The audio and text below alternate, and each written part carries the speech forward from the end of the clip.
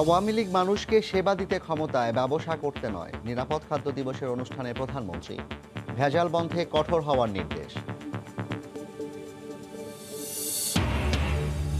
রাজধানীর উত্তর বাড্ডায় আসবাবপত্রের কারখানায় আগুন, আবাসিক এলাকায় সরু গলি দিয়ে ফায়ার সার্ভিসের পৌঁছাতে দেরি, ব্যাপক ক্ষয়ক্ষতি। এবং ফেসবুকে প্রেমের ফাঁদে ফেলে ঢাকার কেরানীগঞ্জের 2 স্কুল ছাত্রীকে মুন্সিগঞ্জে নিয়ে গণধর্ষণ। 6 যুবককে গ্রেফতার করেছে পুলিশ। দৃষ্টান্তমূলক শাস্তি দাবি স্বজনদের।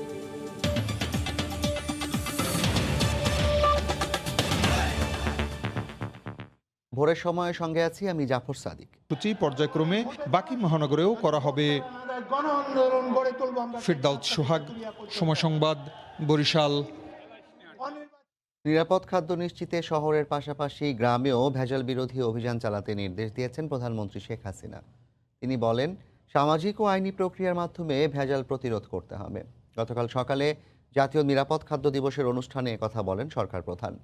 আওয়ামী লীগ সেবা দিতে ক্ষমতায় এসেছে উল্লেখ করে শেখ হাসিনা বলেন, প্রয়োজনে ডিজিটাল পদ্ধতি ব্যবহার করে নিরাপদ খাদ্য নিশ্চিত করতে হবে। খাদ্যে ভেজাল নিয়ে রেস্তোরাঁগুলোতে প্রায় চোখে পড়ে আইনশৃঙ্খলা রক্ষা বাহিনীর অভিযান। মুনাফার লোভে এক শ্রেণীর ব্যবসায়ী দিনের পর দিন খাবারে ক্ষতিকর কেমিক্যাল সহ ব্যবহার করছেন মানবদেহের জন্য ঝুঁকিপূর্ণ নানান দ্রব্য। সংশ্লিষ্ট দপ্তরগুলোর তৎপরতায় পরিস্থিতি কিছুটা বদলালেও ভেজাল বন্ধ হয়নি এখনও। কর্তৃপক্ষের এই অভিযানগুলো এবার গ্রাম পর্যায় পর্যন্ত সম্প্রসারণের উদ্যোগ নেয়ার তাগিদ দিলেন প্রধানমন্ত্রী। বৃহস্পতিবার সকালে গণভবন থেকে হোটেল ইন্টারকন্টিনেন্টালে ভিডিও কনফারেন্সে যুক্ত হয়ে জাতীয় নিরাপদ খাদ্য দিবসের অনুষ্ঠানে যোগ দেন প্রধানমন্ত্রী। রাষ্ট্রীয় এই আয়োজনে সরকার প্রধান বলেন, গবেষণার ওপর জোর দেওয়ার ফলে খাদ্য নিরাপত্তা অর্জিত হয়েছে। এবারের লক্ষ্য মানুষের পুষ্টি চাহিদা পূরণ। খাদ্যের সাথে সাথে পুষ্টি নিশ্চয়তা সেটা একান্তভাবে প্রয়োজন। যারা ক্ষমতা ছিল তারা আসলে দেশ খাদ্যে স্বয়ংসম্পূর্ণ হোক এটা তারা চায়নি কখনো। আওয়ামী লীগ সরকার ব্যবসা করতে আসেনি, জনগণের সেবা করতে এসেছি, সেবক হিসেবে এসেছি। সুষম খাদ্য গ্রহণে মানুষের সচেতনতা বাড়াতে প্রচার প্রয়োজন জানিয়ে শেখ হাসিনা বলেন, বিভাগীয় পর্যায়ে খাদ্য পরীক্ষাগার প্রতিষ্ঠা করতে হবে। মানুষ কিন্তু এখন যে টাকা কামাই করা হয় সেটা দিয়ে শুধু ভাত না, সাথে হয়তো একটু আমিষ কিনতে পারে। যারা খাদ্য গ্রহণ করবেন তাদেরকে এই সুষম খাদ্য গ্রহণের ব্যাপারে সচেতনতা সৃষ্টি করা একান্তভাবে প্রয়োজন। খাদ্যে ভেজাল বিরোধী অভিযান গ্রাম পর্যন্ত চালানোর প্রয়োজনীয়তা তুলে ধরেন সরকার প্রধান। যারা ব্যবসা করছে 2 পয়সা বেশি কামাই করার জন্য তারা এই ভেজাল দিতে থাকে বা পচা গন্ধ খাবার সেগুলিকে আবার ব্যবহার করে। একদিকে যেমন তাদের বোঝানো, অপরদিকে যেটা করতে হবে সেটা হলো কঠোর হস্তে এটা দমনও করতে হবে। এর আগে নিরাপদ খাদ্য দিবস উপলক্ষে আয়োজিত কুইজ ও রচনার প্রতিযোগিতার পুরস্কার বিতরণ করা হয় প্রধানমন্ত্রীর তরফ থেকে। দেবাশিস রায়, সময় সংবাদ, ঢাকা। 1000 বছরের বেশি পুরনো নিখুঁত স্থাপনা, আজও দর্শনার্থীদের মন কাড়ে পাহাড়পুর বৌদ্ধবিহার।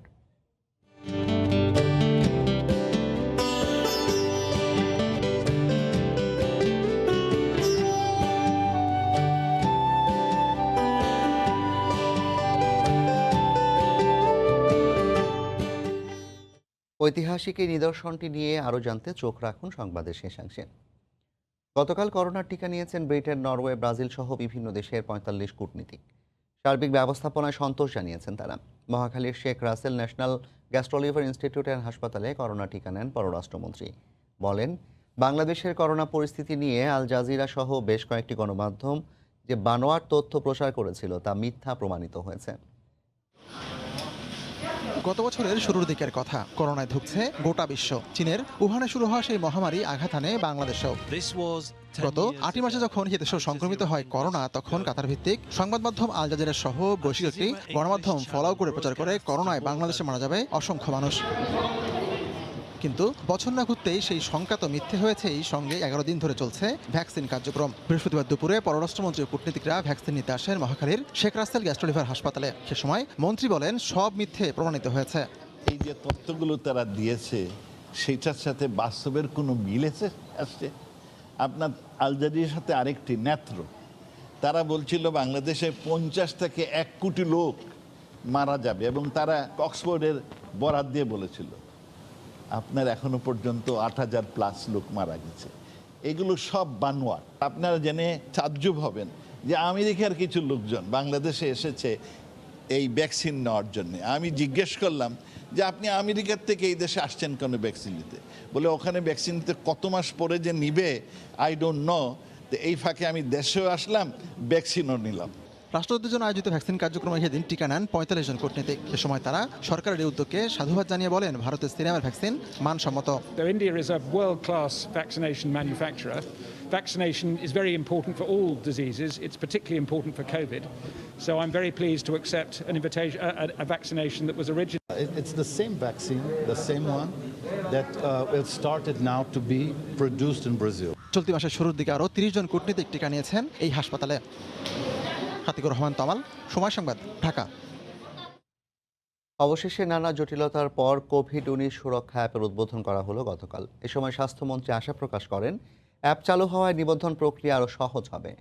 এদিকে স্থানীয়ভাবে টিকা উৎপাদনের দিকে গুরুত্ব দেওয়া উচিত বলে মন্তব্য করেছেন বেক্সিমকো ফার্মার প্রধান। অবশেষে আলোর মুখ দেখল কোভিড-19 সুরক্ষা অ্যাপ। নানা জল্পনা কল্পনা আর অপেক্ষার পর দেশে গণহারে টিকা প্রয়োগের ১১তম দিনে এসে রাজধানীর কুর্মিটোলা জেনারেল হাসপাতালে অ্যাপের উদ্বোধন করেন স্বাস্থ্যমন্ত্রী সহ সরকারের গুরুত্বপূর্ণ ব্যক্তিরা। পরে স্বাস্থ্যমন্ত্রী বলেন, অ্যাপ চালুর ফলে নিবন্ধন প্রক্রিয়া আরও সহজ হবে, টিকাদান কর্মসূচিতে আসবে গতি। যে কোনো ব্যক্তি সরাসরি নিবন্ধন করতে পারবে, অর্থাৎ সিস্টেমটা আরো সহজ হয়ে গেল। স্বাস্থ্যমন্ত্রী জানান, চলতি মাসেই দেশে আসছে টিকার দ্বিতীয় চালান। তবে এবার আগের বারের মতো ৫০ লাখ নয়, আসবে ২০ লাখের মতো ডোজ। তবে এতে চুক্তির কোনো হেরফের হয়নি জানিয়ে টিকা আমদানির দায়িত্বে থাকা প্রতিষ্ঠান বেক্সিমকো ফার্মার ব্যবস্থাপনা পরিচালক জানান, টিকা প্রাপ্তির ক্ষেত্রে সুবিধাজনক অবস্থানে আছে বাংলাদেশ। ৫০ লাখ আসছে না, ২০ লাখ আসছে, আগামী মাসে হয়তো আরো বেশি আসবে। WHO-র সাথে কথা হয়েছে, বড় সংখ্যায় তারাও হয়তো টিকা দিতে পারবে আগামী ১-২ মাসের মধ্যে। এগ্রিমেন্টটা ওদের সাথে হয়েছিল আমাদের দেশে রেজিস্ট্রেশন হওয়ার পরে ১ মাস পরে থেকে ওরা ৫০ লক্ষ করে দিবে। কাজে আমাদের ফার্স্ট লটই আসার কথা ফেব্রুয়ারি মাসে। আমরা যেটা জানুয়ারিতে ৫০ পেয়েছি ওটা তো অ্যাডভান্স পেয়ে গিয়েছি, এটা তো ফেব্রুয়ারিতে আসার কথা। কাজে এই মাসে যদি ২০ লাখ আসে তাহলে মনে করেন এটা এক্সট্রা পাচ্ছি। এখন নেক্সট স্টেপটা হবে বাংলাদেশের জন্য লোকাল প্রোডাকশন। স্বাস্থ্যমন্ত্রী জানান, নিবন্ধনের চাপ বেড়ে যাওয়ায় কিছুটা দেরি হলেও সকলেই পেয়ে যাবেন টিকা নেওয়ার খুদে বার্তা। আর শারীরিক অক্ষমতার কারণে যারা কেন্দ্রে যেতে পারছেন না, তাদের টিকার আওতায় আনতে বিকল্প ভাবা হচ্ছে।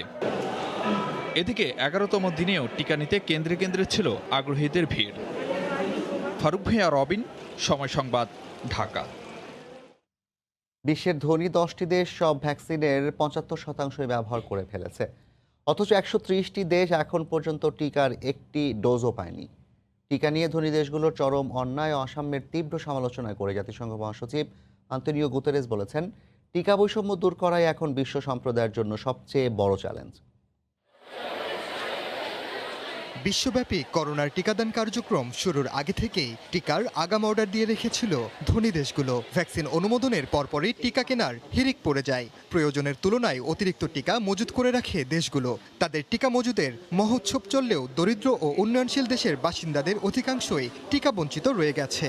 উন্নত রাষ্ট্রের নাগরিকরা যেখানে ভ্যাকসিনের 2টি ডোজই সম্পন্ন করেছেন, সেখানে ১৩০টি দেশের মানুষ এখন পর্যন্ত একটি ডোজও পাননি। টিকা নিয়ে বৈষম্য ও ধনী দেশগুলোর নৈতিকতা বর্জিত আচরণের তীব্র সমালোচনা করেছেন জাতিসংঘ মহাসচিব আন্তোনিও গুতেরেস। জাতিসংঘ নিরাপত্তা পরিষদের উচ্চ পর্যায়ের একটি বৈঠকে ধনী দেশগুলোকে সবার মাঝে ভ্যাকসিন সরবরাহ নিশ্চিত করার আহ্বান জানান তিনি। ভ্যাকসিনেশন কর্মসূচি আমাদের মাঝে আশার সঞ্চার করেছে, কিন্তু এই সংকটময় পরিস্থিতিতে টিকার সাম্য প্রতিষ্ঠা করাই সবচেয়ে বড় নৈতিক পরীক্ষা হয়ে দাঁড়িয়েছে। বিশ্বের প্রত্যেকটি মানুষ যেন খুব দ্রুত টিকা পান, আমাদের সেটা নিশ্চিত করতে হবে। তবে টিকা স্বল্পতার দোহাই দেন ব্রিটিশ পররাষ্ট্রমন্ত্রী। অন্যদিকে করোনা মোকাবিলায় বিশ্ব স্বাস্থ্য সংস্থার তহবিলে ২০ কোটি মার্কিন ডলার দেওয়ার অঙ্গীকার করেন মার্কিন পররাষ্ট্রমন্ত্রী।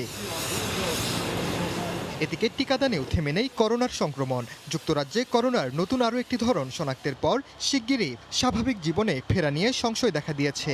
নতুন বৈশিষ্ট্যের করোনা আশঙ্কাজনক হারে ছড়িয়ে পড়ছে ইতালিতে। এই অবস্থায় আবারও স্বাস্থ্যবিধি মেনে চলার উপর গুরুত্বারোপ করেছেন বিশেষজ্ঞরা। ওমর ইনান, সময় সংবাদ। অবশেষে নিবন্ধনের আওতায় আসতে যাচ্ছে ব্যাটারি চালিত অটোরিকশা। সড়ক পরিবহন ও সেতুমন্ত্রী ওবায়দুল কাদের গতকাল বিআরটিএতে এক সভায় একথা জানান। মন্ত্রী বলেন, সড়ক মহাসড়কে দুর্ঘটনা রোধেই থ্রি হুইলারকে নিবন্ধনের আওতায় আনা হচ্ছে। এতে করে সড়কে শৃঙ্খলা ফেরার পাশাপাশি ভোগান্তি কমবে বলে মনে করেন সাধারণ মানুষও। গ্রাম থেকে জেলা শহর এমনকি রাজধানীর বেশ কিছু এলাকার অলিগলিতে দাপিয়ে বেড়াচ্ছে 3 চাকার যান। কোনো রকম নজরদারি না থাকায় ইচ্ছেমতো সড়ক মহাসড়কে চলাচল করে আসছে অটোরিকশা। যানজট দুর্ঘটনার সবকিছুরই অন্যতম কারণ ত্রিচক্র যান। অটোরিকশাগুলো এত দ্রুত যায়, কোনো প্রকার হ্যান্ড ব্রেক নিতে পারে না কোনো সময়, বা বাসের সাথে পাল্লাপাল্লি করেই যায় এক পর্যায়ে। তখন আমরা খুব ইনসিকিউর ফিল করি যে কোনো সময় আমরা দুর্ঘটনার মুখোমুখি হতে পারি। অটোরিকশা যারা চালায় দেখা যায় তাদের কোনো প্রশিক্ষণ নাই। একটা ব্রেক ধরে হঠাৎ করে একটা ব্রেক ধরে যাত্রী হচ্ছে, আবার সামনে কেউ থাকলে সেটা হচ্ছে তারা ব্রেক ধরতে পারছে না। বেশিরভাগ অটোরিকশার কারণে মানুষের মৃত্যু ঘটায়। বিভিন্ন সময় সরকার এসব 3 চাকার পরিবহন বন্ধের উদ্যোগ নিলেও তা বাস্তবে রূপ নেয়নি। সড়ক মহাসড়কে শৃঙ্খলা ফেরাতে সরকার এবার রেজিস্ট্রেশনের আওতায় আনতে যাচ্ছে 3 চাকার যানবাহনকে। রাজধানীতে বিআরটিএতে এক সভায় সড়ক পরিবহন ও সেতু মন্ত্রী জানালেন, সড়কের নিরাপত্তা নিশ্চিত করতেই এই উদ্যোগ। এসব চালকদের নেই কোনো লাইসেন্স, গাড়িরও লাইসেন্স নেই, আবার কোনো কর্তৃপক্ষ তাদের লাইসেন্স দেবে সেটাও ঠিক নেই। এ সকল 3 চাকা যানবাহন নিয়ন্ত্রণ করতে হবে, আনতে হবে রেজিস্ট্রেশনের আওতায়। আগামী 1 সপ্তাহের মধ্যে খসড়া চূড়ান্ত করে সড়ক নিরাপত্তা কাউন্সিলে অনুমোদনের জন্য বিষয়টি উপস্থাপন করার কথা জানান মন্ত্রী। ওবায়দুল্লাহ মামুন, সময় সংবাদ, ঢাকা। পদ্মা সেতুর বেশিরভাগ রেলওয়ে ও রোড স্ল্যাব বসে গেছে, যুক্ত হচ্ছে সংযোগ সড়কও। দ্রুত উপযোগী হচ্ছে যান চলাচলের জন্য। গতকাল পদ্মা সেতুর প্রকৌশলীরা পায়ে হেঁটে কাজের অগ্রগতি দেখেন। নাসির উদ্দিন উজ্জ্বলের রিপোর্ট, ছবি তুলেছেন আবু সাইদ। স্বপ্নের পদ্মা সেতু ধীরে ধীরে উপযোগী করা হচ্ছে যান চলাচলের। সেতুর নিচতলা উপরতলায় বসছে স্ল্যাব। ২৯৫৯টি রেলওয়ে স্ল্যাবের মধ্যে ২৩৫২টি এবং ২৯১৭টি রোডওয়ে স্ল্যাবের মধ্যে ১৮২০টি স্ল্যাব বসে গেছে। দুপারের প্রায় ৩.৫ কিলোমিটারের মধ্যে ৪৮৪টি সুপার টি গার্ডারের সবই তৈরি হয়ে আছে। বসেছে ৩৬৯টি। সেতু জুড়ে এখন নানা কর্মযজ্ঞ। আমাদের গর্বেরও বিষয় যে আমরা এত বড় একটা প্রজেক্ট বাংলাদেশে বাস্তবায়ন করতে পারছি। এপার থেকে ওপার পর্যন্ত হেঁটে আসা যায়, এখন নৌকা লাগে না। মা পর্যন্ত আমরা হেঁটে যেতে পারি। ও রেল লাইনে 12 আনি কাজ প্রায় শেষ প্রান্তে। রোডওয়ে স্ল্যাবগুলো বসানোর পর ক্রমেই সেতু ব্যবহার উপযোগী হচ্ছে। মা প্রান্ত থেকে পায়ে হেঁটেই জাজিরা প্রান্তে যাওয়া যাচ্ছে। পদ্মা সেতুর প্রকৌশলীরা পায়ে হেঁটেই কাজের খোঁজ খবর নিচ্ছেন। রোডওয়ে স্ল্যাব যখন বসানো হয়ে যাবে, আমরা গাড়ি দিয়ে হয়তো মাওয়া থেকে জাজিরা আমরা যোগাযোগ করতে পারবো, কারণ আমাদের ভাইয়ের একটা কাজও কমপ্লিট, নর্থ বাউন্ড পুরোটাই কমপ্লিট হয়ে গেছে। এটার স্ল্যাব এবং সুপারটি বসানোর কাজ পুরোটাই কমপ্লিট। ইনশাল্লাহ আমরা খুব তাড়াতাড়ি আমরা গাড়ি দিয়ে হয়তো মাওয়া এবং জাজিরাকে এক করতে পারবো। পদ্মা সেতুর দুপারের ৮৪টি রেলওয়ে আইগার্ডারের সবই বসে গেছে। ৬.১৫ দীর্ঘ পদ্মা সেতুর প্রায় ৩.৫ কিলোমিটার এলাকা এখন গাড়ি চালানো সম্ভব। নাসির উদ্দিন উজ্জ্বল, সময় সংবাদ, মুন্সিগঞ্জ। নৌকায় ভোট না দিলেও পদ্মা সেতু নির্মাণ সহ আওয়ামী লীগ সরকারের আমলে দেশের উন্নয়ন সবাইকে স্বীকার করতে হবে বলে মন্তব্য করেছেন পরিকল্পনা মন্ত্রী এম এ মান্নান। গতকাল বিকেলে সিলেট প্রেস ক্লাবে মাদকদ্রব্য ও নেশা নিরোধ সংস্থা আয়োজিত আলোচনা সভায় তিনি একথা বলেন। যে দলই করি না কেন, আমি বলছি আপনারা আওয়ামী লীগ করতে হবে। আমি বলছি আপনাদেরকে নৌকা ভোট দিতে হবে, দিলে যে না হয় নাই দেন, কিন্তু পদ্মা সেতু কি অস্বীকার করতে পারবেন? না। টানেল কি অস্বীকার করতে পারবেন? ঊর্ধ্বলোকে যে আমাদের স্যাটেলাইট ঘুরতেছে এটাকে অস্বীকার করতে পারবেন? তাহলে আমরা কি ধন্যবাদ দিব না? আমরা কি স্বীকার করব না? ঢাকার চারপাশের নদী দখল মুক্তের অভিযানের মধ্যে তীর রক্ষায় সীমানা পিলার বসানো নিয়ে প্রশ্ন উঠেছে। সদরঘাট এলাকার শ্যামবাজারে নদীর ২০ ফুট জায়গা না ছেড়ে স্থায়ী সীমানা পিলার বসানোর এমন অভিযোগ উঠেছে বিআইডব্লিউটি এর সার্ভেয়ারদের বিরুদ্ধে। এদিকে উচ্ছেদ অভিযানের মধ্যেই ফের নদী দখল করে ইটভাটা ও নদী ভরাটের প্রমাণ মিলেছে তুরাগের সাফার অংশে। বিআইডব্লিউটি এর চেয়ারম্যান বলছেন, সীমানা পিলার নিয়ে কোনো অনিয়ম হলে কাউকেই ছাড় দেওয়া হবে না। মাহমুদ রাকিবের রিপোর্ট।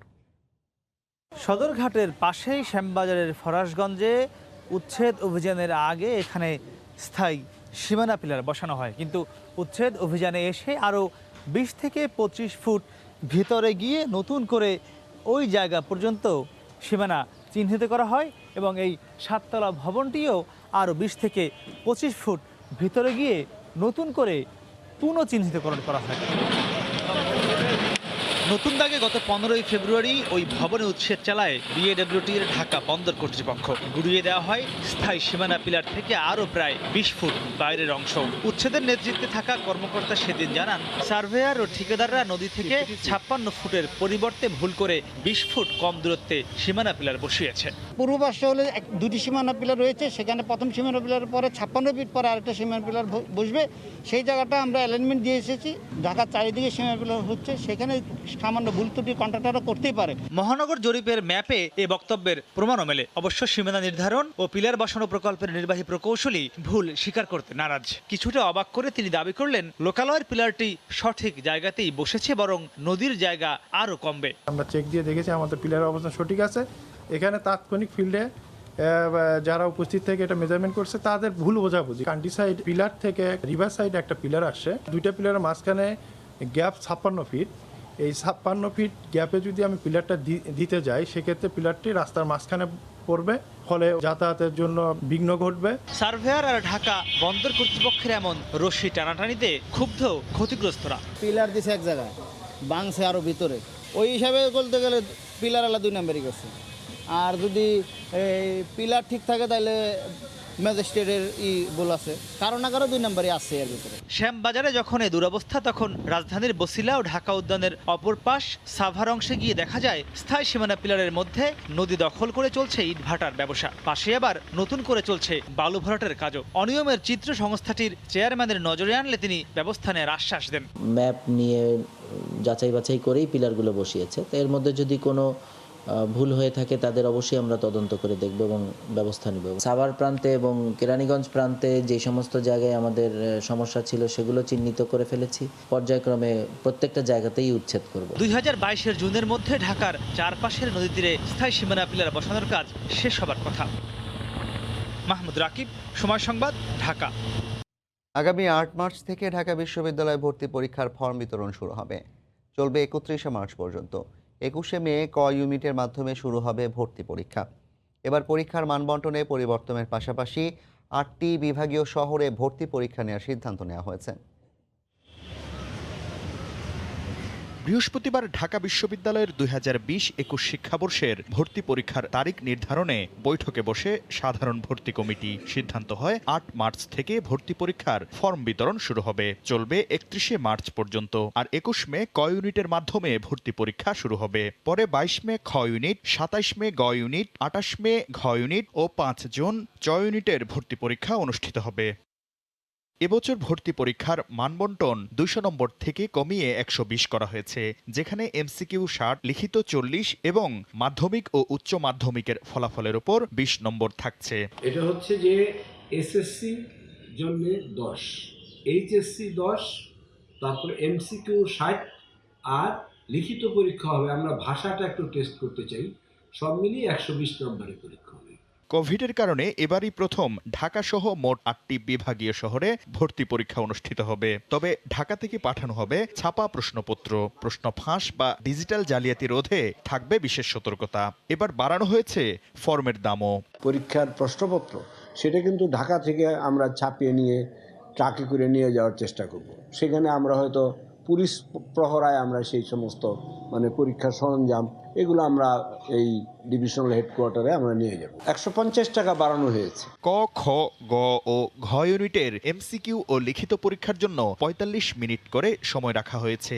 আর চ ইউনিটের এমসিকিউ পরীক্ষার জন্য 30 মিনিট আর লিখিত পরীক্ষার জন্য 45 মিনিট সময় রাখা হয়েছে। শাকির আহমেদ, সময় সংবাদ, ঢাকা।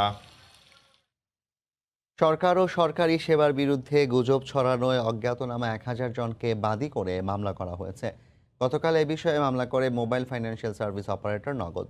জানা গেছে, অনেক দিন থেকেই সরকার ও সরকারি সেবার বিরুদ্ধে নানা অপপ্রচার চালিয়ে আসছে একটি দেশি বিদেশি সংঘবদ্ধ চক্র। সম্প্রতি আল জাজিরা টেলিভিশনে বিভ্রান্তিকর প্রতিবেদন প্রচার তারই অংশ।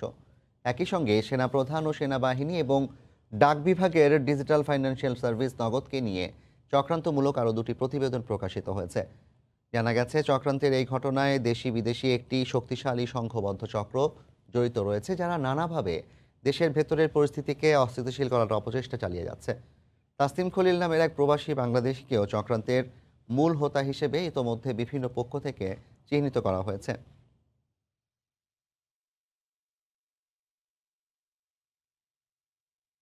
প্রায় 1 বছর পর আবারও নেপালের সঙ্গে ফ্লাইট চালু হলো বিমান বাংলাদেশ এয়ারলাইন্সের।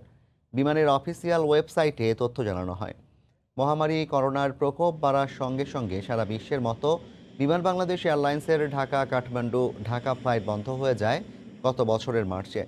গতকাল আবারও নেপালে বাণিজ্যিক ফ্লাইট পরিচালনা শুরু হলো। 106 জন যাত্রী নিয়ে বেলা 2:40 হযরত শাহজালাল আন্তর্জাতিক বিমানবন্দর থেকে কাঠমান্ডুর উদ্দেশ্যে ফ্লাইটটি ছেড়ে যায়। প্রেস বিজ্ঞপ্তিতে জানানো হয়, এখন থেকে প্রতি সোম ও বৃহস্পতিবার ঢাকা কাঠমান্ডু ঢাকা রুটে নিয়মিত ফ্লাইট পরিচালনা করবে বিমান বাংলাদেশ এয়ারলাইন্স।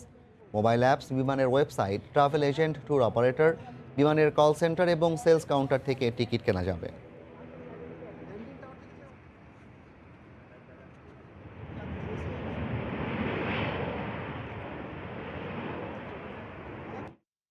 একুশে ফেব্রুয়ারি আন্তর্জাতিক মাতৃভাষা দিবস সহ সাপ্তাহিক টানা 3 দিনের ছুটিতে সৈকত শহর কক্সবাজারে আসতে শুরু করেছেন ভ্রমণ পিপাসুরা। পর্যটন সংশ্লিষ্টরা বলছেন, টানা ছুটিতে 4.5 শতাধিক হোটেল, মোটেল ও রিসোর্টগুলো শতভাগ বুকিং হয়ে গেছে। আর পর্যটকদের হয়রানি রোধে সব ধরনের ব্যবস্থা নেওয়া হয়েছে বলে দাবি ট্যুরিস্ট পুলিশের। আরও জানাচ্ছেন সুজাউদ্দিন রুবেল। বিশ্বের দীর্ঘতম সমুদ্র সৈকত কক্সবাজার। টানা ছুটি মানেই এই সৈকতে দেশের দূর দূরান্ত থেকে হাজার হাজার মানুষের ছুটে আসা। এবারও তার ব্যতিক্রম হচ্ছে না। সৈকত শহরে ছুটে আসতে শুরু করেছেন পর্যটকরা। তারাকামানের হোটেলগুলোতে ভিড় করছেন ভ্রমণ পিপাসুরা। পর্যটকরা বলছেন, টানা ছুটিতে সৈকত উপভোগ করতে কক্সবাজারে ছুটে আসা। লং ছুটি পাওয়ায় আমরা সবাই মিলে, আমাদের ফ্যামিলি 3টা পরিবারের সবাই মিলে আমরা এখানে আসছি। করোনার জন্য কোথাও যেতে পারি নাই, এই কারণে আগে ফার্স্ট লিস্টে রাখা হচ্ছে কক্সবাজারটা। সি বিচটা খুবই ভালো লাগে, তারপর ইনানি বিচটা মানে অসম্ভব সুন্দর। সব কিছু মিলে কক্সবাজার অনেক ভালো একটা জায়গা। পর্যটন সংশ্লিষ্টরা জানান, 4.5 শতাধিক হোটেল, মোটেল ও রিসোর্টের সবগুলোই শতভাগ বুকিং হয়ে গেছে।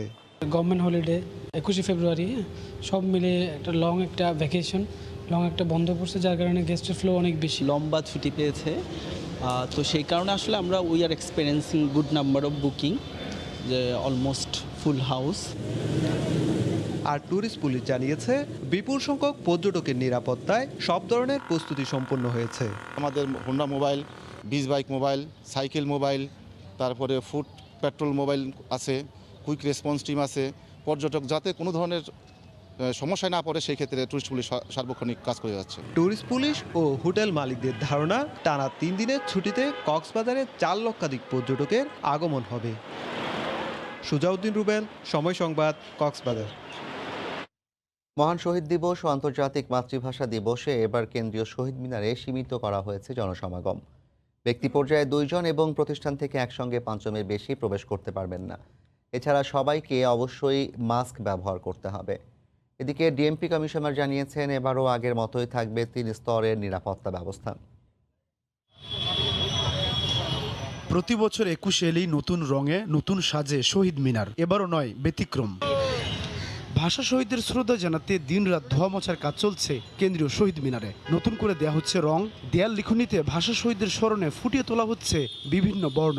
শহীদ মিনারের আলপনার কাজের শেষ মুহূর্তে এই প্রস্তুতিতে ব্যস্ত সময় পার করছে ঢাকা বিশ্ববিদ্যালয়ের চারুকলার শিক্ষার্থীরা। খুব ভালো লাগে, এখানে ভাষা আন্দোলনের জন্য যারা প্রাণ দিয়ে গেছে তাদের অনুসরণ করেই আমরা এগুলো করে আসছি। আলপনাটা আমরা বেদির জায়গাটায় রাখছি মূলত, আর রাস্তায় আমরা ওইভাবে পুরো রাস্তা জুড়ে আর আলপনা করতে যাচ্ছি না, কারণ সেখানে প্রায় 150 ছেলেমেয়ের সম্পৃক্ততা লাগে। করোনার কারণে এবছর দিবসটি উদযাপনে থাকছে ভিন্নতা। এবছর প্রতি প্রতিষ্ঠান বা সংগঠন থেকে একসাথে 5 জন এবং ব্যক্তি পর্যায়ে 2 জন শ্রদ্ধা জানাতে আসতে পারবেন। প্রাতিষ্ঠানিক পর্যায়ে সর্বোচ্চ 5 জনকে আসার জন্য অনুরোধ করা হয়েছে, আর ব্যক্তি পর্যায়ে সর্বোচ্চ 2 জনকে আসার জন্য অনুরোধ করা হয়েছে। শহীদ মিনার এলাকায় দিবস ঘিরে থাকছে 3 স্তরের নিরাপত্তা, পর্যাপ্ত আলোর ব্যবস্থা, মোড়ে মোড়ে সিসি ক্যামেরা। বৃহস্পতিবার বিকেলে পুলিশ কমিশনার শহীদ মিনার এলাকায় পরিদর্শন শেষে সাংবাদিকদের জানিয়েছেন, জঙ্গি বা নাশকতার হুমকি নেই দিবস ঘিরে। জঙ্গিদের যে গতিবিধি সেটি পর্যবেক্ষণের জন্য আমাদের যে সাইবার টিম যেগুলো কাজ করে সেগুলো যথারীতি কাজ করবে। ঢাকা বিশ্ববিদ্যালয়ের উপাচার্য বলছেন, মাস্ক ছাড়া কেউ প্রবেশ করতে পারবে না শহীদ মিনারে। মাস্ক পরিধান করা সেটি বাধ্যতামূলক, এই ক্যাম্পাসে প্রবেশ করুন অথবা শহীদ মিনারে আসুন, যেখানেই। এবারও শ্রদ্ধা জানাতে শহীদ মিনারে প্রবেশের জন্য খোলা থাকছে SM হল, জগন্নাথ হলের সামনের রাস্তা। শহীদ মিনার থেকে বের হওয়ার জন্য দোয়েল চত্বরের সড়ক ব্যবহার করতে বলা হয়েছে। এছাড়া TSC সহ বাকি সড়কগুলো বন্ধ থাকবে বলে জানিয়েছে পুলিশ। সাদাত রহমতুল্লাহ, সময় সংবাদ, ঢাকা। যথাযথ প্রক্রিয়া মেনেই হারিস ও আনিসের মুক্তির প্রক্রিয়া সম্পন্ন হয়েছে বলে জানিয়েছেন স্বরাষ্ট্রমন্ত্রী আসাদুজ্জামান খান কামাল। গতকাল বিকেলে রাজধানীতে এক অনুষ্ঠান শেষে সাংবাদিকদের প্রশ্নের জবাবে তিনি একথা জানান। যোগাযোগ ঘাটতির কারণে পুলিশের ওয়েবসাইটে ওয়ান্টেড হিসেবে হারিসের নাম ও ছবি রয়েছে বলে জানান মন্ত্রী। আমাদের আইনে 401 ধারায় যে কোনো অপরাধী কিংবা যারা সাজাপ্রাপ্ত উভয় ক্ষেত্রেই তারা যদি আপিল করে মানে মহামান্য রাষ্ট্রপতির কাছে, তিনি মওকুফ করতে পারেন সাবজেক্ট ওই আপনার কোর্টের কনকারেন্স অনুযায়ী। সেই অনুযায়ী তিনি আবেদন করেছিলেন, যেটা আমাদের আইনমন্ত্রী মহোদয় একদম ক্লিয়ারলি আপনাদেরকে জানিয়েছেন। কাজে এই জিনিসটা স্পষ্ট। কৃষি ব্যাংকের মাদারীপুর শাখায় কৃষি ঋণ নিতে লাগে 10,000 টাকা ঘুষ, অভিযোগ উঠেছে। এ অবস্থা দীর্ঘদিন ধরে চললেও ভুক্তভোগীরা পান না কোনো প্রতিকার। তবে বিষয়টি অস্বীকার করেছেন অভিযুক্তরা। যদিও তদন্ত করে ব্যবস্থা গ্রহণের আশ্বাস দিয়েছেন শাখা ব্যবস্থাপক ও জেলা প্রশাসক। মাদারীপুর থেকে সঞ্জয় কর্মকার অভিজিতের তথ্য ও শাহাদাত আকনের ছবি নিয়ে রিপোর্ট।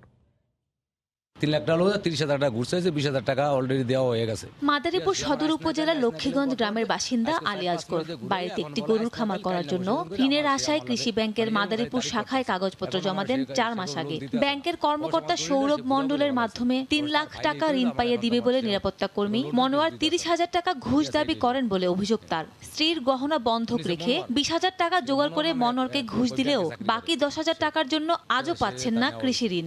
আজকে 4-5 মাস দিয়ে ঘুরে এখন বলে আজ না কাল না বসে এরকম করে আমার লাগে মানে এরকম খালি তারিখ করতেছে। শুধু আলী আজগর নন, তার মতো অনেকেই এই ঘুষ বাণিজ্যের শিকার। ঘুষ দিয়ে ব্যাংক থেকে কৃষি ঋণ নিলেও ব্যাংক কর্মকর্তাদের চাপে তারা মুখ খুলতে চান না। এর ফলে প্রকৃত কৃষকরা বাদ পড়ে যান স্বল্প সুদে সরকারের এই কৃষি ঋণের বিশেষ সুবিধা থেকে। জোর করি যে আমরা কৃষি কাজ করি, আমাকে যদি লোন না দেন তাহলে আমরা ফসল করুন কেমনি? হ্যাঁ, কিছু পার্সেন্টেজ দেওয়া লাগে যে আমরা যাই না। হ্যাঁ, কয় কানে কানে কিছু দিতে পারলে করিয়ে দেবো মানে। তবে ঘুষের অভিযোগ অস্বীকার করেছেন অভিযুক্ত মনোয়ার। বিষয়টি তদন্ত করে ব্যবস্থা নেওয়ার আশ্বাস দিয়েছেন ব্যাংকের ম্যানেজার। ও আমাদের কোনো টাকা দেয় না যে 30,000 টাকা 3 লাখ টাকা লোন পাওয়াই দেবো, এই কথাও আমি বলি নাই।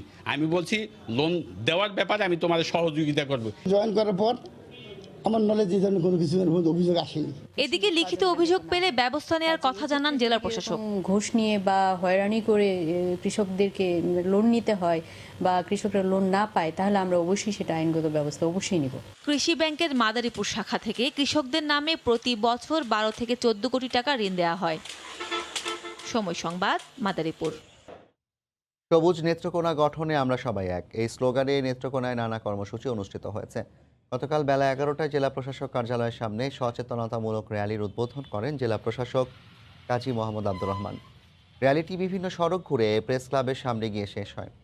এতে বিভিন্ন রাজনৈতিক, সামাজিক ও সাংস্কৃতিক সংগঠনের সদস্যরা অংশ নেন। শুধু পৌর শহরেই নয়, জেলার সর্বত্র সবুজ প্রকৃতি সৃষ্টিতে জনগণকে সচেতন করাই র্যালির উদ্দেশ্য বলে জানান আয়োজকরা।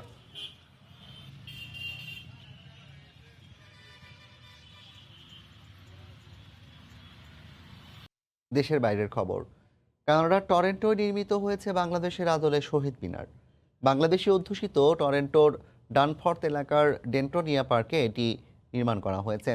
এতে আর্থিক সহায়তা সহ সার্বিক কার্যক্রম পরিচালনা করেছেন সেখানকার 37 সদস্যের আন্তর্জাতিক মাতৃভাষা স্মৃতিসংঘ।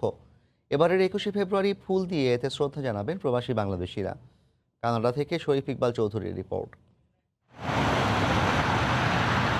প্রবাসী বাংলাদেশিদের প্রাণের দাবি শহীদ মিনার, আন্তর্জাতিক মাতৃভাষা দিবসের স্মৃতিস্তম্ভ, আমাদের প্রাণপ্রিয় বাংলা ভাষার স্বীকৃতি স্বরূপ শহীদ মিনার কানাডার টরন্টো শহরের ডেন্টোনিয়া পার্কে স্থাপন করা হয়েছে। ইতিমধ্যে সিটি অফ টরন্টো এবং বাংলাদেশি কমিউনিটির সংগঠনের সহযোগিতায় এই শহীদ মিনার স্থাপন করা হয়েছে।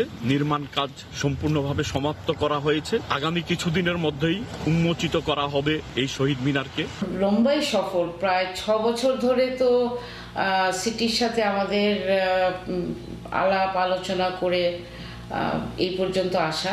কমিউনিটির সবাই না, শুধু আমাদের দেশের বাইরে থেকেও আমাদের বন্ধু বান্ধব অনেকেই আমাদের সহযোগিতার হাত বাড়িয়ে দিয়েছেন।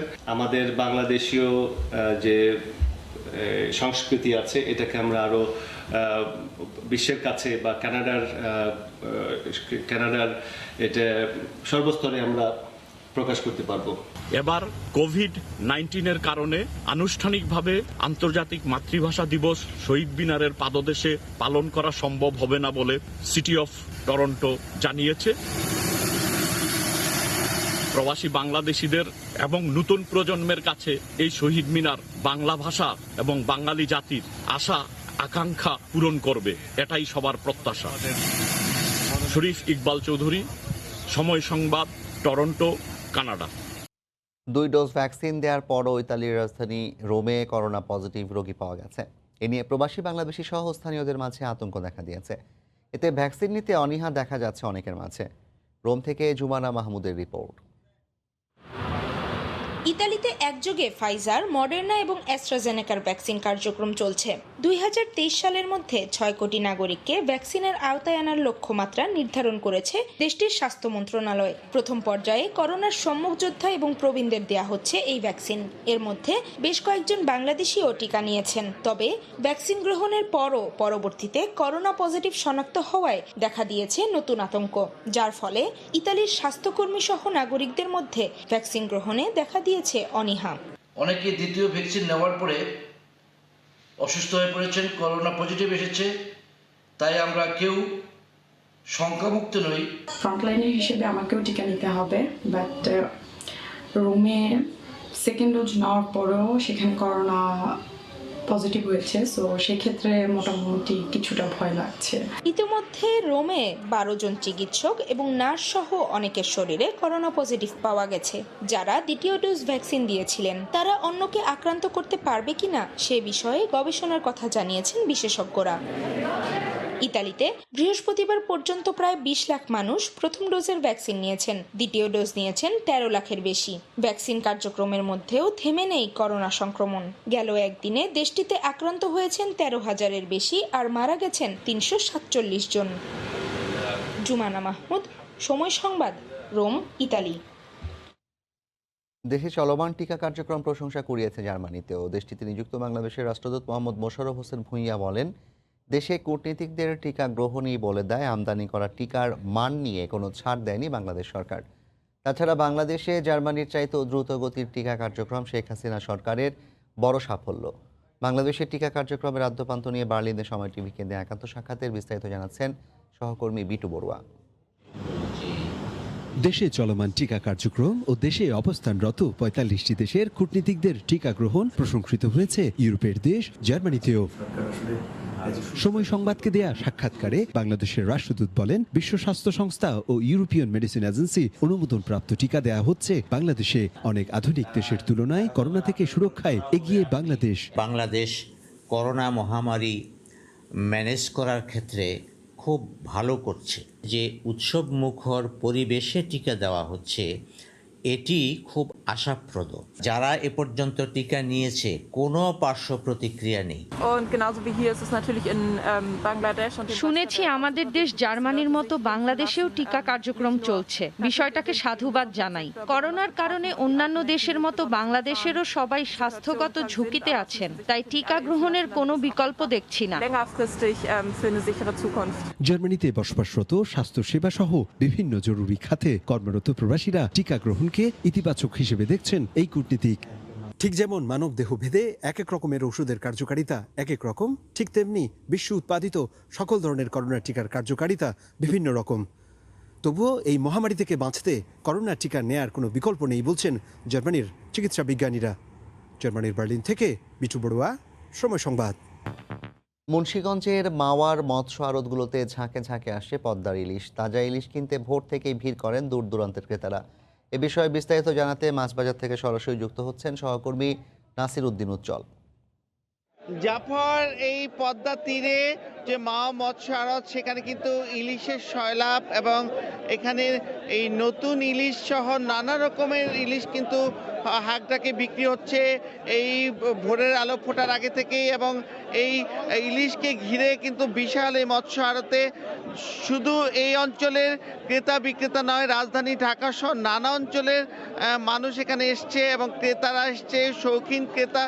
পাশাপাশি যে এই আশপাশের হাট বাজারগুলো রয়েছে সেখানকার কিন্তু নিয়মিত যে বাজার হয় সেই বাজারে ক্রেতারাও এখানে এসছে এই ইলিশ সহ নানা রকমের মাছ কিনবার জন্য।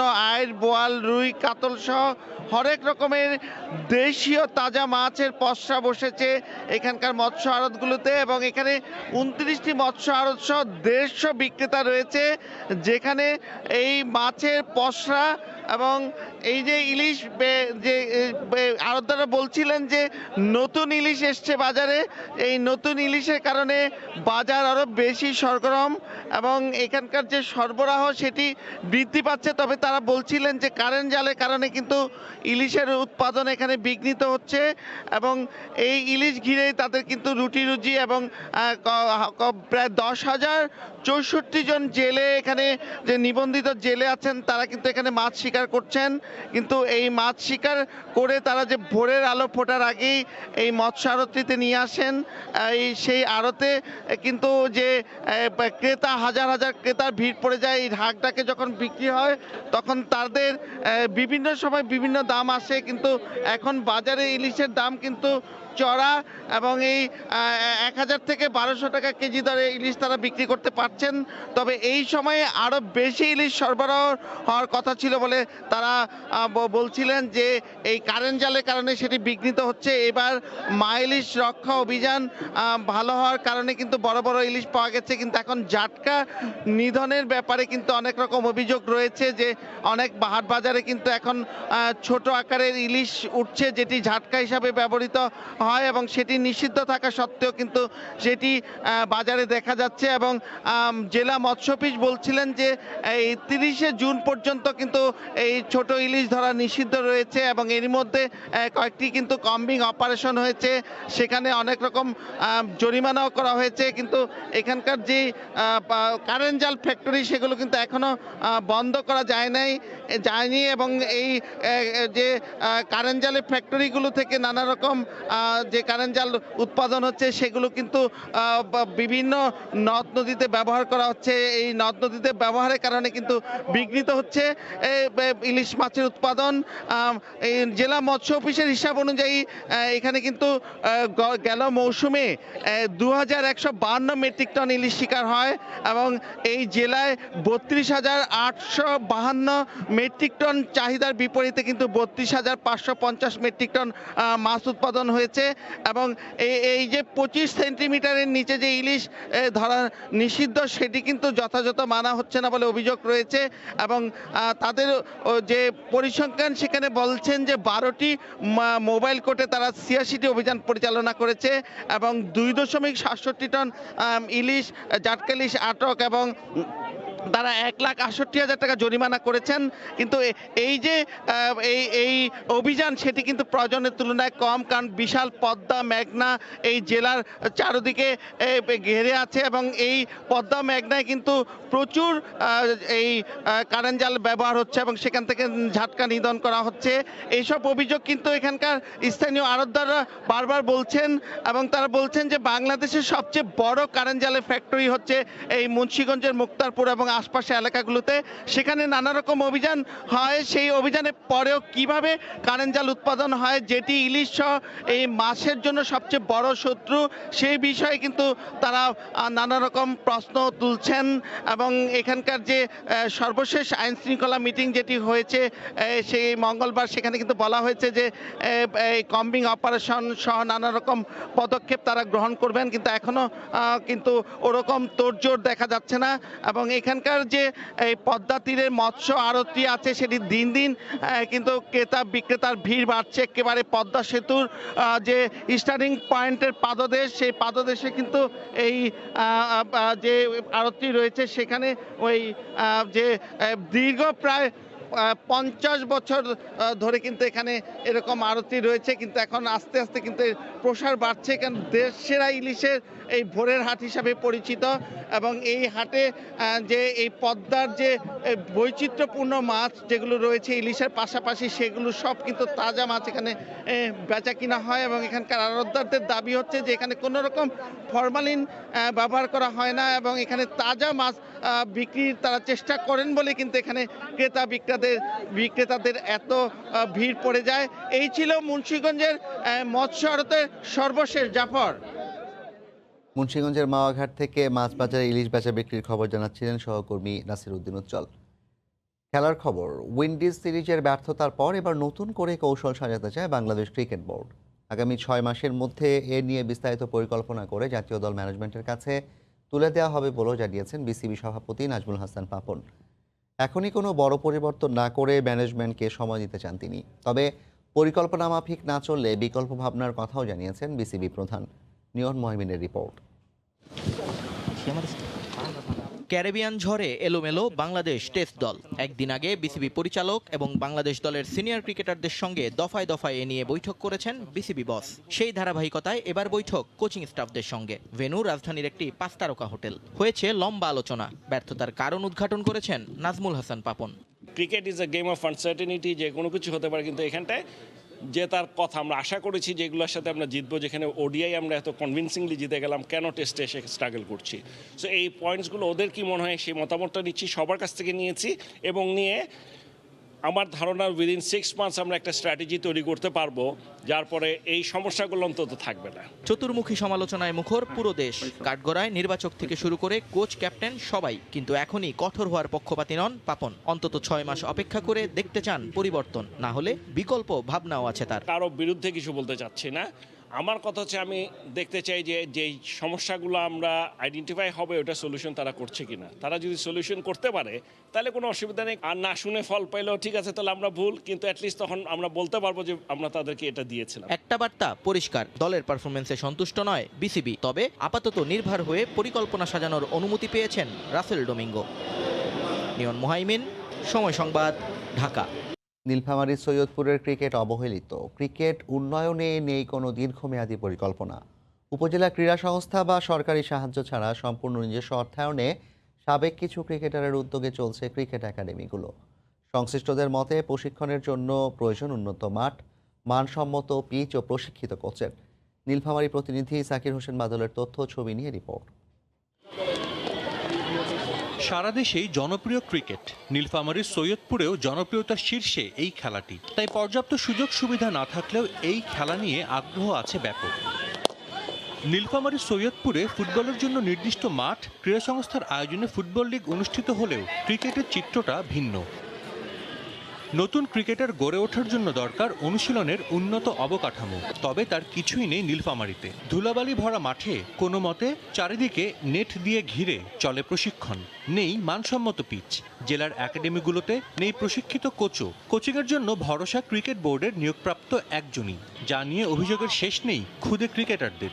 আমরা এই ধুলো মাঠে প্র্যাকটিস করতেছি, যে কারণে আমাদের অনেক সমস্যা হচ্ছে। নাকে ধুলো যাচ্ছে, কিন্তু ক্রিকেট খেলার মধ্যে এখানে কোনো জায়গা নাই। চারপাশে অনেক খোলামেলা, অনেক কথা শুনতে হয় বাইরে থেকে যে মেয়েরা ক্রিকেট খেলতেছে। যদি এখানে এর চাইতে আরো ভালো কোর্স থাকতো তাহলে আমরা আরো ভালো করতে পারতাম। খেলাধুলার যে জিনিসপাতি এগুলো আমরা যদি আরো পেতাম তাহলে আমরা আরো ভালো প্র্যাকটিস করতে পারতাম। অনেক বড় বড় প্লেয়ার আছে যারা ডিভিশনে খেলে, ঢাকা ডিভিশনে। আমিও এরকম হইতে চাই। এমন বেহাল দশার পরেও সৈয়দপুর থেকে উঠে আসছে প্রতিভাবান ক্রিকেটার, যা হচ্ছে সবই ব্যক্তি উদ্যোগে। তবে ভালো মাঠ, উইকেট আর অনুশীলনের সুযোগ সুবিধা সহ নিয়মিত টুর্নামেন্টের আয়োজন করলে বদলে যাবে চিত্র, দাবি স্থানীয় কোচের।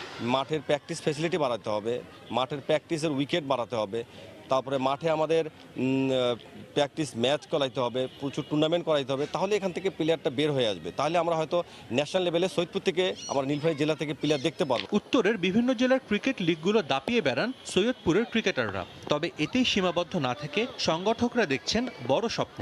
আমাদের টার্গেট জাতীয় টিমে কিভাবে যাওয়া যায়, সেই চেষ্টায় আমরা চলে যাচ্ছি। এখন পর্যন্ত আমাদের দলে 64 জন ছেলে পেলে আমাদের একাডেমিতে করতেছে, প্র্যাকটিস করতেছে।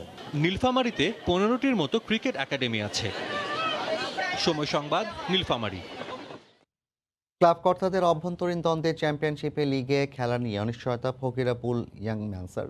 ক্লাবটির আয় ব্যয়ের কোনো হিসাবই দেয় না ভারপ্রাপ্ত সভাপতি সেলিম আহমেদ। বিষয়টি নিয়ে থাকায় অভিযোগ করেছে একটি পক্ষ। এদিকে বেতন না পাওয়ায় ক্যাম্প থেকে বেরিয়ে এসেছেন ফুটবলাররা। টাকা পরিশোধ করা না হলে আর খেলবেন না বলে হুঁশিয়ারি দিয়েছেন তারা। ফকিরেরপুল ইয়াংমেন্সের ক্যাসিনো সম্পৃক্ততায় সরাসরি জড়িত সেলিম আহমেদ আবারও সক্রিয় ক্লাবটিতে। বর্তমানে ভারপ্রাপ্ত সভাপতি পদ অলংকৃত করে চালিয়ে যাচ্ছেন কার্যক্রম, কিন্তু তার বিরুদ্ধে প্রশ্ন উঠেছে ক্লাবটির আয় ব্যয় সংক্রান্ত স্বচ্ছতা নিয়ে। ফকিরেরপুলের একমাত্র আয়ের উৎস দোকান ও গোডাউন ভাড়া, কিন্তু এখান থেকে 1 টাকাও পায় না ফুটবল কমিটি। উল্টো দল চালাতে গিয়ে তারা শিকার হচ্ছেন বিভিন্ন হুমকি ধমকির। উপায়ন্তর না দেখে হয়েছেন থানার শরণাপন্ন। কাগজ ফিল আপ করার মতো কোনো কর্মকর্তাকে আমরা পাইনি। ইভেন বিগত দিনে যে টাকা দিয়েছি তার হিসাব চাওয়ার পরে সে হিসাব ঠিক মতো দেয়নি। আমরা 4টা কর্মকর্তা বসে যে তাদেরকে আমরা পেমেন্টটা দেবো, আমরা ডিসিশন নিয়ে যখন আমরা আসছি তারপর আমরা হুমকির মুখে হয়েছি। আমাদের ক্লাবের একটা ইনকাম আছে, ক্লাবের দোকান আছে, ক্লাবের গোডাউন আছে, সেই টাকারও কোনো উদ্দেশ্য নাই। সরেজমিনে গিয়ে দেখা গেছে ফকিরেরপুল ইয়াংমেন্স বন্ধ থাকলেও দোকানগুলো চলছে ঠিকঠাক, কিন্তু তারা ভাড়া দেন কাকে এ নিয়ে স্পষ্ট করে কিছু বলেনি দোকানিরা। বিষয়টি ভারপ্রাপ্ত সভাপতির কাছে জানতে চাইলে অভিযোগ অস্বীকার করেন তিনি। না, এখন আমার দোকান করা হয় না, কেন আমরা যে কেছিল যে ভাড়া দিছিল সভাপতি ছিল আরেকজন, ওরা একটু বকেয়া করে গেছিল, ওরা আমাদের যে ভাড়াগুলো ওরা তুলতেছে একত্রিত করে আসতে যদি এখন দেওয়া শেষ হলে দিচ্ছে কি এই অবস্থা। এটা তো ক্লিয়ার করলাম যে আমাদের যে মূল কেন আমাদের তো এদিকে ক্লাব কর্তাদের দ্বন্দ্বে এখনো বেতন পাননি ফুটবলাররা। সেই দাবিতে ক্যাম্প ছেড়ে বেরিয়ে এসে না খেলার সিদ্ধান্ত তাদের। অফিসিয়াল যদি আমাদের টাকা দেয় তাহলে আমরা থাকবো, তা না হলে আমরা ফেডারেশনে একটা অ্যাপ্লিকেশন করে আমরা অল প্লেয়ার যার যার বাসায় চলে যাব। ক্যাম্পের অবস্থা তো খুবই খারাপ। আমরা থাকি হচ্ছে একটা স্টুডেন্ট, যারা স্টুডেন্ট যেখানে পড়াশোনা করে সেরকম একটা হোস্টেল আমাদের উঠাইছে। আমাদের খাওয়া দাওয়া আসলে খুবই খারাপ এবং প্লেয়ারদের অবস্থাও মোটামুটি খারাপ। চ্যাম্পিয়নশিপ লিগে এখন পর্যন্ত 2 ম্যাচ খেলেছে ফকিরেরপুল ইয়াং মেন্স। প্রথম ম্যাচে কাউরান বাজারের কাছে হারলেও ওয়ারির সঙ্গে ড্র করে তারা। এসএম ইকবাল, সময় সংবাদ, ঢাকা। সুস্থ দেহ আর সুন্দর মন গঠনে কিশোরগঞ্জের নরসুন্দা নদীর তীরে ভাসমান মুক্ত মঞ্চ ও আশপাশের ওয়াকওয়েতে ভোর থেকে শুরু হয় মানুষের শরীরচর্চা। নারী শিশুসহ হাজারো মানুষের পদচারণায় সাত সকালেই মুখর হয়ে ওঠে মুক্ত মঞ্চ সহ আশপাশের এলাকা। সুস্থ শরীর ও মন গঠনে শারীরিক ব্যায়ামের বিকল্প নেই বলে জানান অংশগ্রহণকারীরা। কিশোরগঞ্জ প্রতিনিধি নূর মোহাম্মদের তথ্য ছবিতে রিপোর্ট। স্বচ্ছ জলের উপর ভাসমান মঞ্চ, পাশের বিশাল এলাকা জুড়ে প্রশস্ত হাঁটার রাস্তা। তাই তো কোলাহল মুক্ত নদীর পাড়ে ভোরের আলো ফোটার আগেই ছুটে আসেন স্বাস্থ্য সচেতন মানুষ। কেউ হাঁটছেন, কেউ দৌড়াচ্ছেন, আবার কেউ বা ঘাম ছড়াচ্ছেন শারীরিক কসরত করে। কিশোরগঞ্জ শহরের নরসুন্দা মুক্ত মঞ্চ ও নদীর 2 পাড়ে গড়ে ওঠা ওয়াকওয়ে যেন হাঁটা ও শরীর চর্চার সবুজ প্ল্যাটফর্ম হয়ে উঠেছে। প্রতিদিন ভোরে নারী পুরুষ শিশুসহ নানা বয়সী আর নানা পেশার শত শত মানুষ এখানে হাঁটতে আসেন। আমার না হাঁটলে সমস্যা। সকালবেলা হাঁটতে আমাদের খুবই ভালো লাগে, বাচ্চারা ফ্রেশ পরিবেশ পাচ্ছে। সকালে আমরা নামাজ পড়ে হাঁটি, স্বামী স্ত্রী দুজনে বাচ্চাদের নিয়ে হাঁটি। দীর্ঘদিন ধরে নরসুন্দা নদীর উপর নির্মিত মঞ্চে নিয়মিত শরীর চর্চা করছে মুক্ত মঞ্চ শরীর চর্চা কেন্দ্র নামে একটি সংগঠন। সুস্থ দেহ ও সতেজ মন গঠনের মাধ্যমে আনন্দময় জীবনযাপনের লক্ষ্যেই মূলত এই শরীর চর্চা বলে জানান তারা। হাঁটার কোনো বিকল্প নেই, আপনার ব্যায়ামের কোনো বিকল্প নেই। আমরা ব্যায়াম করি, সুস্থ থাকি, আমরা হাঁটি, সুস্থ থাকি। এই ব্যায়ামের উদ্দেশ্য হচ্ছে সকলকে সুস্থ রাখা এবং আমাদের মূল প্রতিপাদ্য বিষয় হচ্ছে যে সুস্থ দেহ সুন্দর মন, কর্মব্যস্ত সুখী জীবন। 2014 সালে মাত্র কয়েকজন নিয়ে সংগঠনের যাত্রা শুরু হলেও বর্তমানে তাদের সদস্য সংখ্যা হাজার ছাড়িয়েছে। নিয়মিত 1 ঘন্টা ব্যায়াম করি, যেটা আজকে আপনি নিজেও লক্ষ্য করছেন। সেখান থেকে হাঁটি হাঁটি পা করে এখন আমাদের সদস্য সংখ্যা হয়েছে প্রায় 1000-এর কাছাকাছি। 2013 সালে 110 কোটি টাকা ব্যয়ে নরসুন্দা নদী খনন করে দৃষ্টিনন্দন মুক্তমঞ্চ, ওয়াকওয়ে, সেতু, ওয়াচ টাওয়ার সহ কয়েকটি ঘাট নির্মাণ করে LGED। এরপর থেকেই এখানে বাড়তে থাকে স্বাস্থ্য সচেতন মানুষের ভিড়। সময় সংবাদ, কিশোরগঞ্জ। আবারও দেশের খবর। মৌসুমের শেষ সময়ে দিনাজপুরের হাটে বাজারে চলছে ধান বেচাকেনা। তবে এবার সরকারের ঘরে ধান চাল সংগ্রহের লক্ষ্যমাত্রা পূরণ হয়নি। এ বিষয়ে বিস্তারিত জানাতে সদরের গোপালগঞ্জ হাট থেকে সরাসরি যুক্ত হচ্ছেন সহকর্মী গোলাম নবী দুলাল। দুলাল। জাফর, আপনাকে ধন্যবাদ। আপনি জানেন আমি এই মুহূর্তে সদর উপজেলার গোপালগঞ্জ হাটে রয়েছি। এটি একটি বড় ধানের হাট। এখানে কেনাবেচা হয় সকাল থেকে, কিন্তু আপনার যারা কৃষক তারা কিন্তু বিভিন্ন গ্রাম এবং ইউনিয়ন পর্যায়ে আপনার তাদের ধান নিয়ে এই বাজারে আসেন এবং এই ধানগুলো আপনার ট্রাক্টর, থ্রি হুইলার, আপনার রিক্সা ভ্যান, ভটভটি এগুলো করে তারা এই বাজারে তারা ধান নিয়ে আসেন। কিন্তু আপনাকে প্রথমেই জানিয়ে রাখি যে আমন মৌসুমের কিন্তু এখন শেষ পর্যায়ে, বিশেষ করে প্রান্তিক কৃষকদের কাছে কিন্তু এখন ধান নেই। যারা বড় বড় ব্যবসায়ী এবং বড় কৃষক তাদের কাছে কিছু ধান রয়েছে। আজকের যে বাজার আপনাকে জানিয়ে রাখি যে মোটা যে ধান 51, 52, 28, 29 স্বর্ণ, গুটি স্বর্ণ, বিনা স্বাদ, এই ধানগুলোর দাম কিন্তু আজকে এখানে বেশি। প্রতি বস্তায় তারা বিক্রি করতেছে 2200 থেকে 2300, 2350 টাকা পর্যন্ত তারা এই ধান তারা কৃষকরা বিক্রি করছে। পাশাপাশি আপনার কাঠারি এবং জিরা কাঠারি এই ধানগুলো আপনার কিছুটা কম, এইগুলো সুগন্ধি জাতের ধান। আপনাকে যে বিষয়টা বলতে পারি যে দিনাজপুরে এবার কিন্তু সুগন্ধি ধানের বা যেটাকে আমরা আতপ এবং আমরা সিদ্ধ কাটারি বলি, সেই কাটারি ধানের আবাদ কিন্তু অনেক বেশি হয়েছে এখানে। এই কারণে আপনার যে মোটা এবং যে ধান যেটাকে আমরা 28 বলছি, বিনা স্বাদ, গুটি স্বর্ণ, সুমন স্বর্ণ, এই ধানগুলোর আবাদ কিন্তু কম হয়েছে। তো কৃষকদের সঙ্গে আমি কথা বলেছিলাম, তারা বলছেন যে আমন মৌসুমের শুরুতে ধানের যে দাম তারা পেয়েছিল, কৃষক খুব সন্তুষ্ট ছিল এবং তারা খুশি মনে তারা বাড়ি ফিরে গেছে। মাঝখানে কিন্তু ধানের দামটি কিন্তু সেভাবে হয়নি। বিশেষ করে সরকার যখন চাল আমদানির ঘোষণা দেন তখন বিরারদের বড় বড় যারা ব্যবসায়ী আছেন এবং যারা পাইকার আছেন তারা কিন্তু এই হাটগুলোতে ধান কিনেন এবং ধান কিনে তারা কিন্তু আপনার মিলারদের দেন। কিন্তু মিলাররা মাঝখানে ধান কিনতে অনাগ্রহী প্রকাশ করায় ধানের দাম কিন্তু কিছুটা পড়ে গিয়েছিল। কিন্তু আজকে বাজারে কিছুটা ঊর্ধ্বমুখী, ধানের যে বাজার সে বাজারে কিন্তু অনেক ঊর্ধ্বমুখী। বিশেষ করে আপনাকে বলতে পারি যে সরকার আপনার এবার ধান এবং চাল সংগ্রহ যে অভিযান শুরু করেছিলেন সেটা কিন্তু লক্ষ্য পূরণে ব্যর্থ হয়েছে। দিনাজপুরে আমরা দেখেছি যে এবার চালের যে লক্ষ্যমাত্রা দেওয়া হয়েছিল ৭৪,০০০ মেট্রিক টন, পাশাপাশি ধান কৃষকদের কাছ থেকে নেওয়ার যে লক্ষ্যমাত্রা দেওয়া হয়েছিল সেটি হচ্ছে 11,০০০ মেট্রিক টন।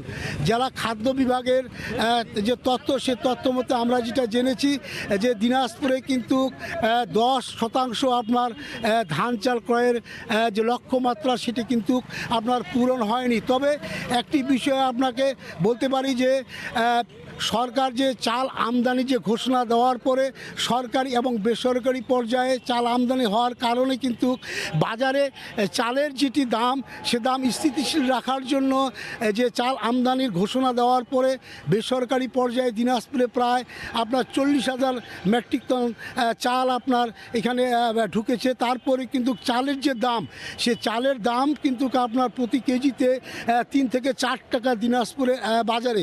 এই কারণে সাধারণ যে ক্রেতা এবং স্বল্প আয়ের যারা মানুষ তারা কিন্তু খুব দুর্ভোগের মধ্যে পড়েছে, কারণ তাদের যে সীমাবদ্ধ আয়, সে সীমাবদ্ধ আয় দ্বারা এই যে চাল যে প্রতি কেজি সে চাল কিন্তু তারা কিনতে খুব কষ্ট পায়। এবার দিনাজপুরে আমরা যেটা দেখেছি যে চালের দামের ব্যাপারে মিলাররা যেটা বলছেন যে বাজারে ধানের দাম বেশি হওয়ার কারণে চালের যে উৎপাদন, সে উৎপাদন খরচ বেশি হওয়ার কারণে কিন্তু চালের যে দামটা সেটা অনেক বেশি। তবে আপনাকে এটি বলতে পারি যে এখন যেহেতু এখন আমন মৌসুম শেষ পর্যায়ে, পাশাপাশি এখন বড় মৌসুম, ধান মানুষ কিন্তু রোপা এখন বপন করছে। এই কারণে আমনের যেটা শেষ সময় সেটি কিন্তু আপনারা জানেন যে প্রথম অবস্থায় কৃষকরা দাম পেল, মধ্যবর্তী সময় তারা দাম পাননি, এখন পাচ্ছেন। এখন কিন্তু প্রান্তিক কৃষকদের কাছে কিন্তু একেবারেই ধান নেই এবং তারা যেটা বলছেন যে এবার ফসল কিন্তু হানি বেশি হয়েছে, বিশেষ করে অতিবৃষ্টির কারণে এবং প্রাকৃতিক দুর্যোগের কারণে কিন্তু ধানের যে আবাদ সে আবাদটা কিন্তু অনেক কম হয়েছে এবং উৎপাদনও কম হয়েছে। তারা যেটা বলেছেন, তারা আরেকটি যারা এখানে বড় বড় কৃষক তারা কিন্তু একটি অভিযোগ করেছেন, যেহেতু দিনাজপুর এটি একটি কৃষি অর্থনীতি নির্ভর এলাকা, এই এলাকায় কিন্তু আপনার কৃষি জমির সংখ্যা সবচেয়ে বেশি এবং আমরা দেখেছি যে এখানে যে কৃষির যে জমিগুলো সেই জমিতে আপনার কল কারখানা ভাটা এগুলো হওয়ার কারণে কৃষি জমির যে পরিমাণ সেটি কিন্তু আপনার দিনে দিনে কমে আসছে। এটিও একটি কারণ বলে আপনার যারা হচ্ছে বড় কৃষক এবং যারা খাদ্য বিশেষজ্ঞ তারা কিন্তু এটি বলেছেন যে দিনাজপুর যে কৃষি অঞ্চল সেই কৃষি অঞ্চলে কিন্তু ভালো যে কৃষির যে জমি যে জমিগুলোর আবাদও কিন্তু আপনার কমে আসছে এবং এই যে হাট এই গোপালগঞ্জ হাট এই হাটে যারা কৃষক যারা ধান নিয়ে এসেছেন তারা কিন্তু আপনার এখন সন্তুষ্ট, কারণ ধানের দাম তারা অনেক বেশি পাচ্ছে। তো আমার কাছ থেকে গোপালগঞ্জ হাটে ধানের সর্বশেষ পরিস্থিতি এই ছিল। জাফর। দিনাজপুর থেকে যুক্ত হয়েছিলেন সহকর্মী গোলাম নবী দুলাল, জানাচ্ছিলেন সেখানকার সবশেষ ধান বেচা কেনার খবর। পাহাড়পুর বৌদ্ধবিহার আজও পর্যটকদের কাছে এক বিস্ময়কর স্থাপনা। 1250 বছর আগে প্রযুক্তিহীন সেই যুগে নিখুঁত কাঠামোতে গড়ে তোলা ইট পাথরের অবকাঠামোটি দেখতে আসেন অনেক দেশি বিদেশি নাগরিক। আগতদের জন্য তেমন সুযোগ সুবিধা নেই বলে মন্তব্য দর্শনার্থীদের। নওগাঁ থেকে এমআর রকির রিপোর্ট। নওগাঁর পাহাড়পুরে 75 একর এলাকা জুড়ে প্রত্ন নিদর্শন এশিয়ার বৃহত্তম বৌদ্ধমঠ সম্পুর বিহার।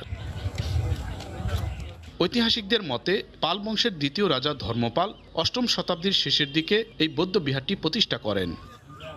প্রায় 300 বছর ধরে এটি বৌদ্ধদের অন্যতম ধর্মীয় কেন্দ্র হিসাবে ছিল। তখন তিব্বত, চীন, মিয়ানমার, মালয়েশিয়া, ইন্দোনেশিয়া সহ বিভিন্ন দেশের বৌদ্ধরা ধর্মচর্চা ও ধর্মীয় জ্ঞান লাভের জন্য এখানে আসতেন। খ্রিস্টীয় 10ম শতকে এই বিহারের আচার্য ছিলেন মুন্সীগঞ্জের অতীশ দীপঙ্কর শ্রীজ্ঞান। যুগে যুগে পাল আমলের এই অনন্য নিদর্শন মানুষের কাছে হয়ে রয়েছে রহস্যের আধার।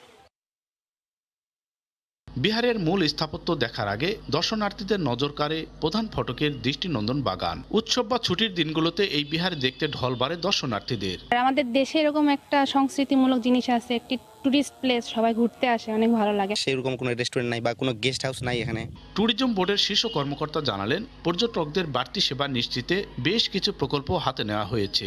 আমরা আশা করি যে আমাদের এই পাহাড়পুরকে কেন্দ্র করে আমাদের দেশে আন্তর্জাতিক পর্যটকের সংখ্যা অনেক গুণে বাড়তে।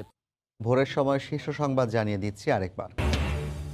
আওয়ামী লীগ মানুষকে সেবা দিতে ক্ষমতায় ব্যবসা করতে নয়, নিরাপদ খাদ্য দিবসের অনুষ্ঠানে প্রধানমন্ত্রী। ভেজাল বন্ধে কঠোর হওয়ার নির্দেশ। রাজধানীর উত্তরবাড্ডায় আসবাবপত্রের কারখানায় আগুন, আবাসিক এলাকায় সরু গলি দিয়ে ফায়ার সার্ভিস পৌঁছাতে দেরি, ব্যাপক ক্ষয়ক্ষতি। এবং ফেসবুকে প্রেমের ফাঁদে ফেলে ঢাকার কেরানীগঞ্জের 2 স্কুল ছাত্রীকে মুন্সিগঞ্জে নিয়ে গণধর্ষণ। 6 যুবককে গ্রেফতার করেছে পুলিশ। দৃষ্টান্তমূলক শাস্তির দাবি স্বজনদের। এই ছিল ভোরের সময়। সঙ্গে থাকুন সময়ে।